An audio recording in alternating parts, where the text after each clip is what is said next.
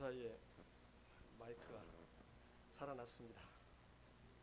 예, 오늘 우리 함께 생각할 하나님 말씀은 시편 103편입니다. 22절로 짧지 않은 시인데 전체를 한번 쭉 살펴보도록 하겠습니다. 시편 103편 1절로 22절, 우선 제가 낭독 봉독하겠습니다. 다윗의 시. 내 영혼아 여호와를 송축하라. 내 속에 있는 것들아 다 그의 거룩한 이름을 송축하라. 내 영혼아 여호와를 송축하며 그의 모든 은택을 잊지 말지어다. 그가 내 모든 죄악을 사하시며 내 모든 병을 고치시며 내 생명을 파멸에서 속량하시고 인자와 긍휼로 간을 씌우시며 좋은 곳으로 내 소원을 만족하게 하사 내 청춘을 독수리같이 새롭게 하시는도다. 여호와께서 공의로운 일을 행하시며 억압당하는 모든 자를 위하여 심판하시는도다. 그의 행위를 모세에게 그의 행사를 이스라엘 자손에게 알리셨도다. 여호와는 긍휼이 많으시고 은혜로우시며 노하기를 더디하시고 인자하심이 풍부하시도다. 자주 경책하지 아니하시며 노를 영원히 품지 아니하시리로다. 우리의 죄를 따라 우리를 처벌하지는 아니하시며 우리의 죄악을 따라 우리에게 그대로 갚지는 아니하셨으니 이는 하늘이 땅에서 높음같이 그를 경외하는 자에게 그의 인자하심이 크심이로다. 동이 서에서 먼 것 같이 우리의 죄가를 우리에게서 멀리 옮기셨으며 아버지가 자식을 긍휼히 여김같이 여호와께서는 자기를 경외하는 자를 긍휼히 여기시나니 이는 그가 우리의 체질을 아시며 우리가 단지 먼지뿐임을 기억하심이로다. 인생은 그 날이 풀과 같으며 그 영어가 들의 꽃과 같도다. 그것은 바람이 지나가면 없어지나니 그 있던 자리도 다시 알지 못하거니와 여호와의 인자하심은 자기를 경외하는 자에게 영원부터 영원까지 이르며 그의 의는 자손의 자손에게 이르리니 곧 그의 언약을 지키고 그의 법도를 기억하여 행하는 자에게로다. 여호와께서 그의 보좌를 하늘에 세우시고 그의 왕권으로 만유를 다스리시도다. 능력이 있어 여호와의 말씀을 행하며 그의 말씀의 소리를 듣는 여호와의 천사들이여 여호와를 송축하라. 그에게 수종들며 그의 뜻을 행하는 모든 천군이여 여호와를 송축하라. 여호와의 지으심을 받고 그가 다스리시는 모든 곳에 있는 너희여 여호와를 송축하라. 내 영혼아 여호와를 송축하라. 이 시편 103편은 가장 많은 사랑을 받는 시편 중에 하나인 것 같습니다. 많은 찬송 가사들 이 시편 9절에서 가져다가 작곡이 되곤 합니다. 저도 어려서 이 시편을 처음 배웠을 때 굉장한 울림을 느꼈습니다. 시편에 성경에 이렇게 아름다운 글귀로 이렇게 마음에 쏙 드는 말들만 다 뽑아다가 굉장한 시가 있구나 그런 걸 아마 고등학생 때 그런 느낌을 가졌던 것 같습니다. 이 시는 그렇게 어렵지 않은 시여서 크게 많은 설명을 하지 않고 조용히 읊조려도 그 전달하고자 하는 깊은 의미가 우리에게 잘 전달되는, 잘 우리에게 전달되는 그런 시라고 생각이 듭니다. 그래서 오늘 좀 맥락만 붙잡아가지고 전체적으로 이 시에서 우리가 생각할 점이 무엇인가를 좀 강조해서 눈여겨보도록 하겠습니다. 이 시에는 다윗의 시라는 제목이 붙어 있죠. 다윗의 시. 그러나 이 시의 저작 시기와 배경은 정확하게 알 수가 없습니다. 다윗은 파란만장한 생애를 보냈죠.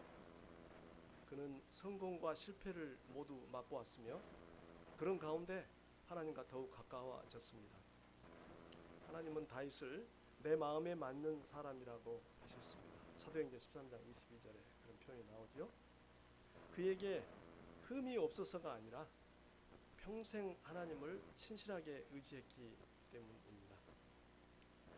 그러므로 이 시를 생각할 때 다윗의 인생 전체를 놓고 이 시를 관찰해 보면 좋겠습니다.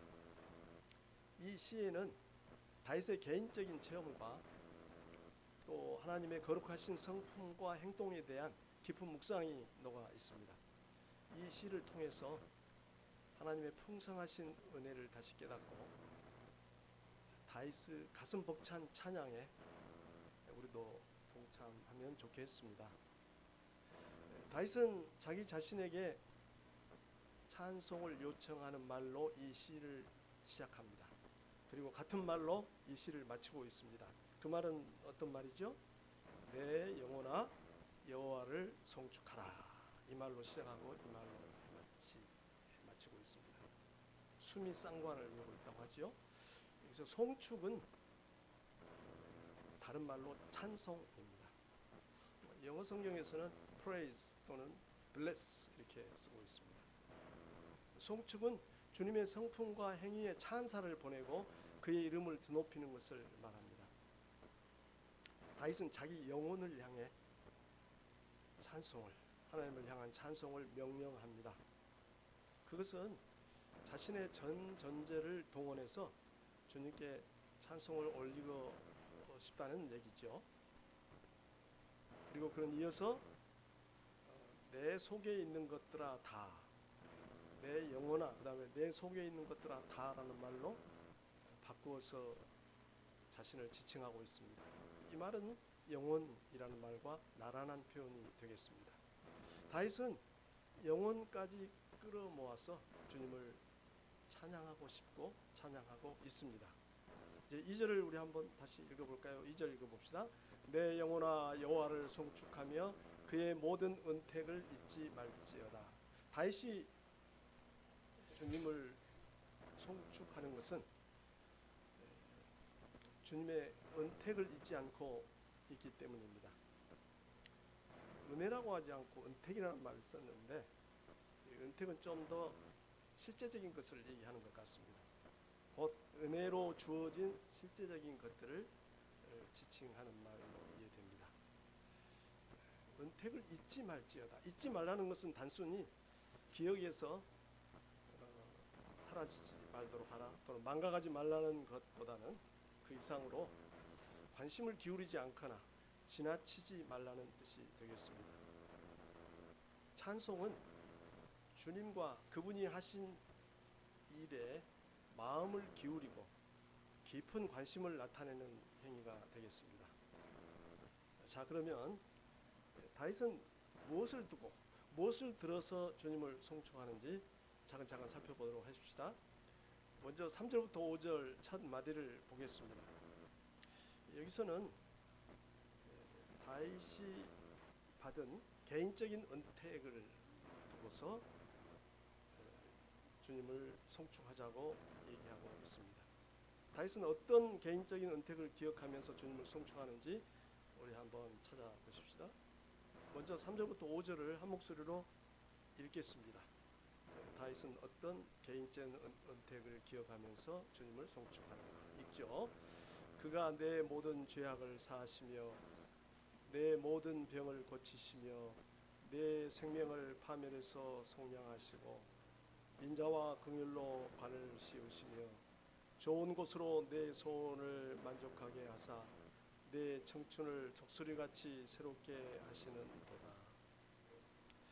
아마 어느 성도의 거실에 가면 액자에 이 구절이 기록이 돼가지고 걸려 있을 것만 같습니다.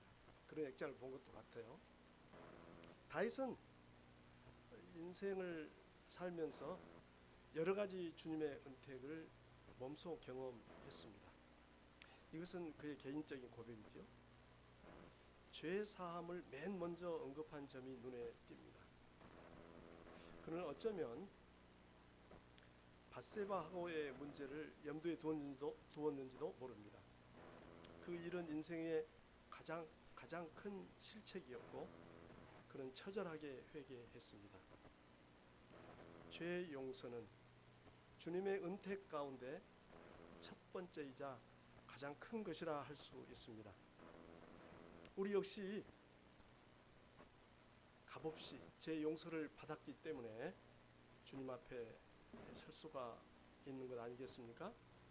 그 다음 다윗은 주께서 내 모든 병을 고치셨다라고 노래합니다. 주께서 내 모든 병을 고치셨다. 앞에 내 모든 죄를 사하셨다는 말과 대꾸법으로 생각하면 좋겠습니다. 육체적인 질병뿐 아니라 내적인, 정신적인 또는 영적인 모든 질병, 내면의 모든 질병까지를 포함하는 것 같습니다.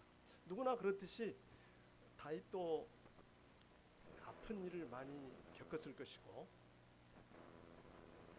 그 가운데서 하나님의 치유를 경험을 했습니다. 저번에 우리 살폈던 시편 39편 몹시 아픈 사람의 기도는 그러한 그의 경험을 반영하는 것으로 보입니다. 우리 주님 예수 그리스도는 이 땅에 계실 때 많은 사람을 치료해 주었습니다. 또 야고보 선생은 병든 자를 위해 함께 기도하라고 하셨습니다. 물론 우리가 언제나 병에서 회복되는 것은 아닙니다. 그대로 죽음에 이르기도 하고 질병 가운데 고통하면서 믿음이 깊어지기도 합니다. 앞에 언급한 죄 용서가 없으면 우리 영혼은 파멸하지만 질병은 우리를 영적으로 단련해 줍니다. 그러나 우리가 주님을 믿고 의지할 때 주님의 치유를 경험할 수 있습니다. 주님께서는 신체적인 질병은 물론이고 내적이고 영적인 질병도 고쳐주십니다. 다음 4절로 넘어가 보도록 하지요. 내 생명을 파멸해서 속량하시고. 속량은 몸값을 지불하고 구출해 주는 것을 말하죠. 파멸해서 속량하시고. 파멸은 문자적으로 구덩이라는 구덩이라는 뜻입니다. 구렁텅이에서 건져 주는 걸 표현하고 있죠. 죽음이나 무덤, 지옥을 의미합니다. 다윗은 여러 번 절망적인 상황을 만났습니다. 정말 죽음이 눈앞에 어른 거죠. 바로 목전에 발밑에 죽음이 있는 그런 상황을 만났죠. 그러나 주님께서 그를 건져 주셨습니다. 그는 그 경험을 떠올리면서 주님의 은택을 찬송하고 있습니다. 우리 또한 인생을 살면서 파멸에서 건져 주시는 주님의 은택을, 구원을 많이 경험했고 또 경험하게 될 것입니다. 그 다음 인자와 긍휼로 관을 씌우시며. 인자는 변치 않는, 실패하지 않는 사랑을 말하고요. 긍휼은 불쌍히 여겨주시는 것을 의미하죠. 이것은 인자와 긍휼로 관을 씌우셨다는 이 은택은 그가 어떤 인생을 살았는지를 시적으로 잘 묘사하고 있습니다. 관을 씌우셨다. 영어로 crown. 관은 대개 그 사람의 신분이나 그 사람이 처한 상태를 나타내죠.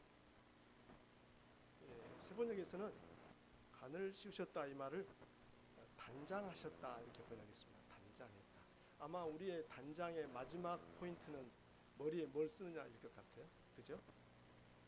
머리가 가장 사람 눈에 많이 띄기 때문에 머리에 뭘 쓰냐에 따라서 그 사람의 현재의 신분 또는 정체성, 그 사람의 마음가짐 그런 것들이 다 드러나리라고 생각이 듭니다. 다윗은 그의 인생을 온통 주님의 사랑과 긍휼 가운데서 살았습니다. 말하자면 주님의 사랑과 긍휼을 머리에 쓰고 산 것이나 다름없습니다. 우리 역시 이런 인생을 살고 있다고 간증할 수 있지 않겠습니까? 5절로 넘어가 봅시다. 좋은 곳으로 내 소원을 만족하게 하사. 다윗은 평생 주님의 풍성한 공급을 경험했습니다. 시편 23편의 표현처럼 주께서 그를 푸른 초장에 누이시고 쉴만한 물가로 인도해 주셨습니다. 그러한 그의 경험을 노래하고 있는 것이죠.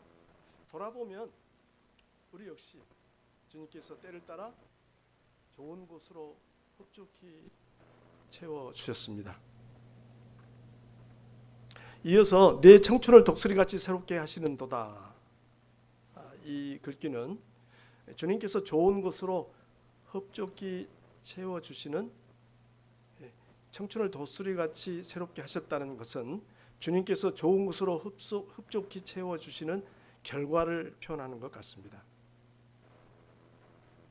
다윗은 주님의 온갖 은택을 힘입어 자신의 젊음이 독수리처럼 새롭게 되는 것을 경험했습니다. 독수리는 힘찬 생명력을 상징하지요. 신약에 와서 바울은 이것을 다른 말로 이렇게 표현했습니다. 고린도후서 5장 16절에 그러므로 우리가 낙심하지 아니하노니 우리의 겉사람은 낡아지나 우리의 속사람은 날로 새로워지도다. 여기까지 3절부터 5절에서 다윗은 주님이 베풀어 주신 은택들을 조목조목 꼽아가며 온 마음으로 주님께 찬양을 드립니다. 주님의 은택은 죄 용서와 치유, 파멸에서의 구출, 사랑과 긍휼, 풍성한 공급, 회복과 갱신 등 삶의 모든 영역에서 나타났습니다. 우리가 주님의 은혜로 누릴 수 있는 복에는 한계가 없습니다. 신체적인 것부터 사회적인 것, 정신적, 영적인 영역까지 미치지 않는 데가 없습니다. 여러분, 다윗이 열거한 은택 중에 여러분이 가장 공감을 느끼는 것은 무엇인가요? 이 은택들을 잊지 않고 주님께 영혼의 찬양을 드리지 않겠습니까? 이제 다음 꼭지로 우리 넘어가 보도록 하죠. 6절부터 14절 좀 길게 잡아서 여기는 모든 사람을 위한 은택이라고 제목을 잡아봤습니다. 모든 사람을 위한 은택. 우리 같이 읽으면서 다윗은 모든 사람을 향한 주님의 어떤 행동을, 주님의 어떤 일하심을 찬양하는지를 눈여겨보도록 하겠습니다.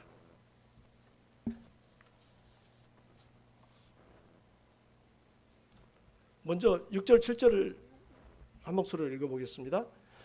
여호와께서 공의로운 일을 행하시며 억압당하는 모든 자를 위하여 심판하시는도다.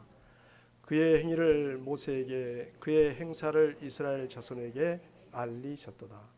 다윗은 먼저 정의롭게 일하시는, 정의롭게 행동하시는 주님을 찬송합니다.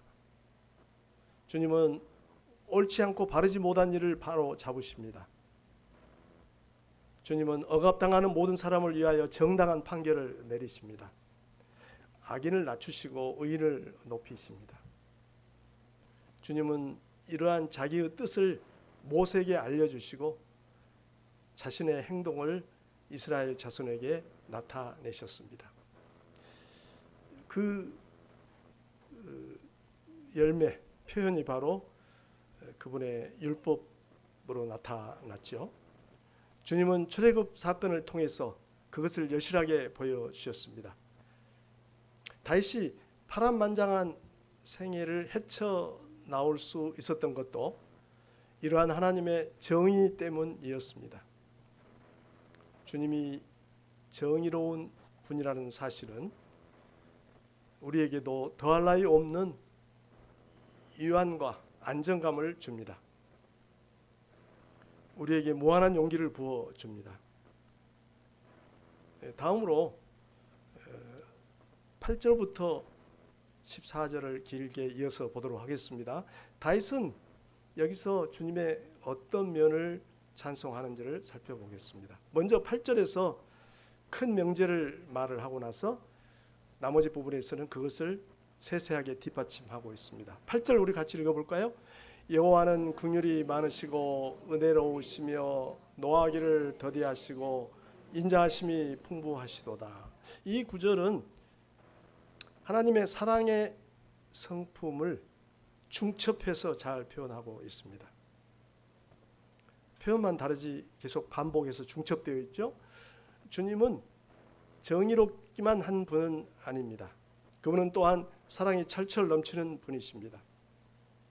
그래서 이어지는 9절부터 14절은 하나님의 사랑의 성품과 행위를 다각도로 묘사합니다.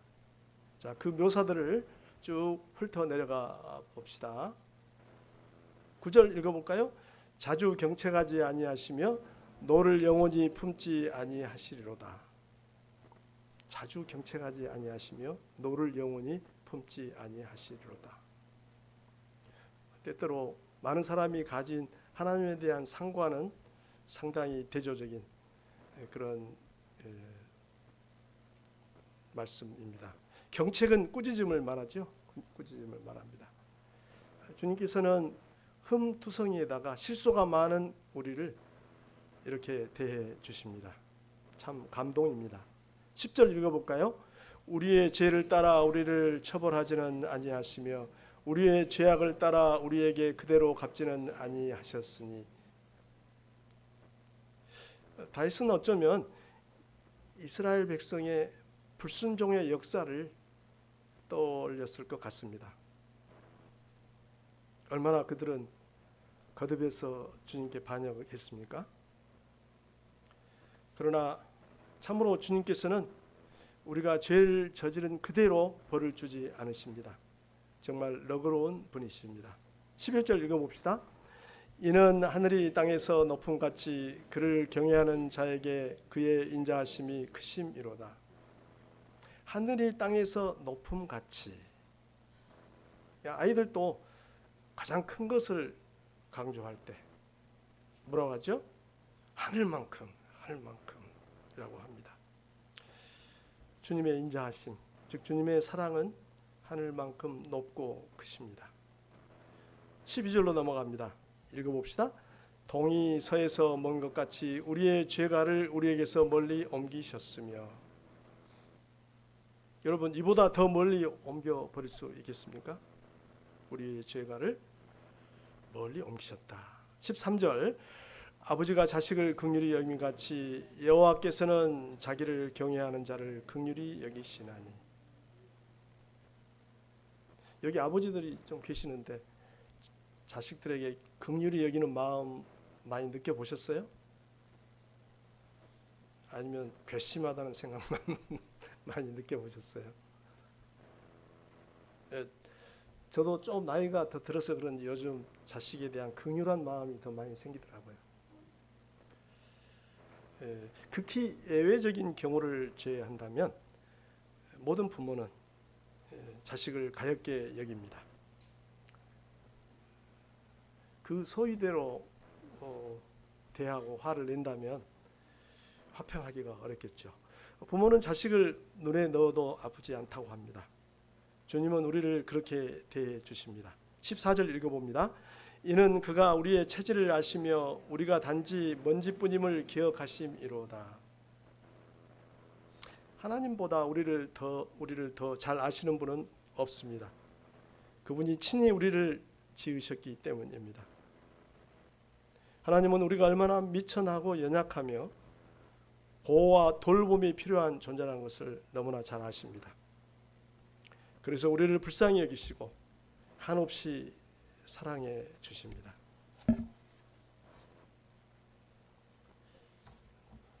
(6절부터 14절) 부분을 빠르게 우리가 살펴봤는데요. 여기에서 다윗은 사람들을 향한 주님의 두 가지 행동을 찬양합니다. 하나는 주님은 정의를 행하시고 공정한 판결을 내리시는 분이라는 것입니다. 이 사실은 우리에게 큰 위안과 용기를 줍니다. 둘은 주님은 긍휼과 사랑이 넘치는 분이라는 사실입니다. 우리 주님은 필설로 다할 수 없을 만큼 너그럽고 좋은 분이십니다. 주님께서는 여기에 있는 우리에게도 그 은혜를 나타내셔서 허물투성이에 자꾸만 뒷걸음질 치는 우리를 변함없이 사랑해 주십니다. 그 언약을 물리지 아니하시고 우리를 붙들어 주십니다. 지난 세월 동안 주님께서 못난 나를 얼마나 너그럽게 대하셨는지 조용히 묵상해 보십시다. 이제 세 번째 마디로 넘어가도록 하겠습니다. 15절부터 18절입니다. 거기는 은택의 수혜자라고 제가 제목을 붙여봤습니다.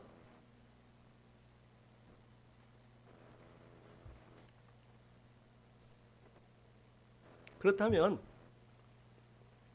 위에서 살펴본 바 이러한 주님의 은택을 받아 누릴 사람은 누구인가를 이 석절에서 넉절에서 말씀하고 있습니다.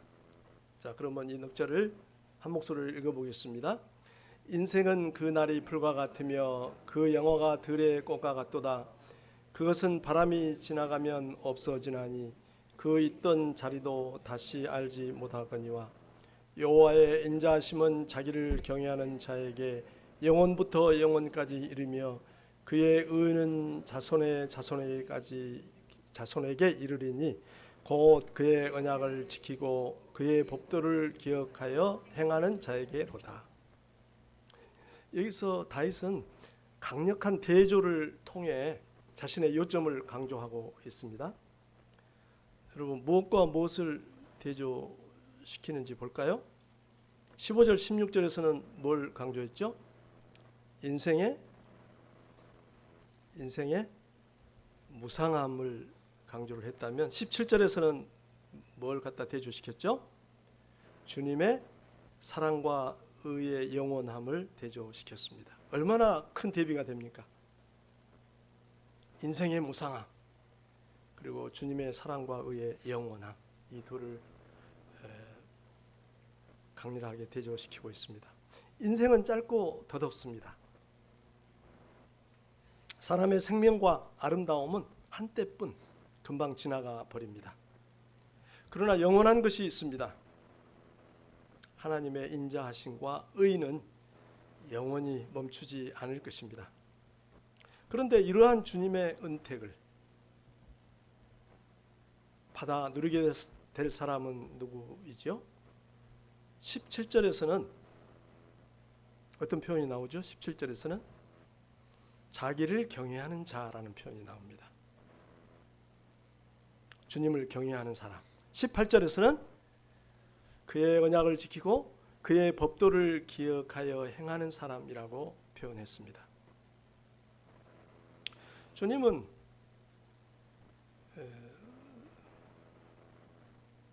누구나 그분의 은택을 누리기를 원하시지만 그분을 경외하고 그분의 뜻대로 살려고 하는 사람만이 그것을 누리게 될 것입니다. 주님의 의로 그를 보호하시고 사랑과 긍휼로 관을 씌워 주실 것입니다. 문득 룻기가 생각이 나요. 룻기에 나오는 주인공들의 행동은 그러한 삶이 어떤 것인지를 잔잔하게 보여줍니다. 그렇습니다. 주님의 의와 사랑은 무궁무진하지만 주님을 진정으로 두려워하는 사람만이 그것을 풍성하게 누리게 될 것입니다. 주님에 대한 경외라는 것은 그분의 뜻에 대한 순종으로 나타납니다. 우리가 그분의 말씀, 그분의 뜻에 순종할 때 우리가 연약한 존재라는 사실은 주님께 전혀 문제가 되지 않습니다. 그러므로 주님을 경외하는 삶을 더욱 매진하도록 하십시다. 이제 마지막 마디가 남았습니다. 19절부터 22절, 여기는 다시 찬양의 요청입니다. 여기서 다윗은 누구에게 주님을 찬양하자고 찬송하자고 요청하는가 염두에 두시고 살펴가도록 하겠습니다. 19절을 다시 읽어볼까요? 여호와께서 그의 보호자를 하늘에 세우시고 그의 왕권으로 만유를 다스리시도다. 이 즈음에 이 위대한 사실을 왜 다시 언급했을까요? 다윗은 지금까지 주님의 은택을 하나하나 꼽아가면서 찬송을 드렸습니다. 주님은 다윗의 삶에서 또 이스라엘의 역사에서 모든 사람에 대하여 특별히 주님을 경외하는 사람에게 풍성한 은택을 베푸셨습니다. 이제 다윗은 그러한 하나님이 온 세계를 다스린다는 사실을 떠올립니다. 이 얼마나 든든하고 감사한 일입니까? 그러므로 찬양이 절로 흘러나올 수밖에 없습니다. 그럼 다음 마지막 석절에서 다윗은 누구에게 찬양을 요청하는가? 함께 읽고 잠깐 생각하겠습니다. 능력이 있어 여호와의 말씀을 행하며 그의 말씀의 소리를 듣는 여호와의 천사들이여 여호와를 송축하라. 그에게 수종 들며 그의 뜻을 행하는 모든 천군이여 여호와를 송축하라. 22절 여호와의 지으심을 받고 그가 다스리시는 모든 곳에 있는 너희여 여호와를 송축하라. 내 영혼아 여호와를 송축하라. 다윗이 찬송을 요청하는 대상은 하늘과 땅 또 온 우주에 있는 모든 존재를 아우르고 있습니다. 이처럼 주님의 정의와 사랑에 대한 시인의 묵상은 가슴 벅찬 찬양으로 이어집니다. 하늘의 천군 천사나 땅에 거하는 인간들 모두 예외 없이 마땅히 주님을 찬양해야 합니다. 시인도 거기에 동참합니다. 주님의 어떠하심에 대한 묵상이 찬양으로 이어지는 건 매우 자연스러운 일입니다. 주님은 만유의 창조자시고 정의와 사랑으로 통치하심으로 그분을 찬양할 당위에서 아무도 제외될 수가 없습니다. 그러나 주님을 찬양해야 할 가장 중요한 찬송의 주체는 나 자신입니다. 하나님을 향하여 찬송의 목소리를 내야 할 첫 번째 사람은 바로 나 자신이죠. 내 영혼을 주님을 향한 찬양으로 충만하게 채우도록 하십시다. 함께 기도하겠습니다. 자비하신 우리 주님, 오늘 저희에게 주신 말씀에 감사를 드립니다. 주님께서 다윗을 통해서 주신 시편 103편을 감명 깊게 읽었습니다. 저희도 다윗처럼 주님께 영혼의 찬양을 드리게 하여 주십시오. 주님께서 저희 각자에게 베푸신 은택을 잊지 않게 하여 주십시오. 저희에게 주님의 정의를 베푸시고 변치 않는 사랑으로 보살펴 주심을 찬송합니다. 가장 높은 곳에서 온 세상을 다스리시는 주님을 찬송합니다. 우리 구주 예수 그리스도